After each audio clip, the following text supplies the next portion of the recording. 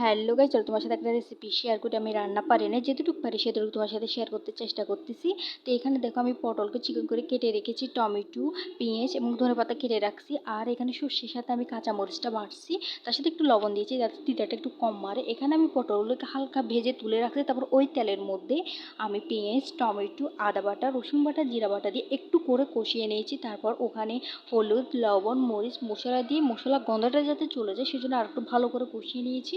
এগুলো কষানোর পরে আমি সর্ষে বাটাটা একটু পরে দিব, কারণ সর্ষে বাটাটা আগে দিলে একটু তিতা মারতে পারে, সেজন্য সর্ষে বাটাটা একটু পরে দিয়ে কষাবো। তো হালকা করে সর্ষে বাটা দিয়ে আমি কষিয়ে নিচ্ছি, কারণ সর্ষেটা আমি পুরো ইউজ করিনি। এখানে আমি পটলগুলো দিয়ে দিচ্ছি। এই রান্নাটা আমার বেসিক্যালি শিখে হচ্ছে আমার ননদ থেকে। উনি এই রান্নাটা করছে, আমি দেখছি। তারপর আমি ঘরে এসে যখন রান্না করছি সবার অনেক পছন্দ হয়েছে রান্নাটা। তো এখানে নামার আগে আমি ধনে পাতা দিয়ে দিচ্ছি। এটা আমি পটল পোস্ত আমরা বলি, বা সর্ষে বাটা দিয়ে পটল। তো এই দেখো রান্নাটা আমার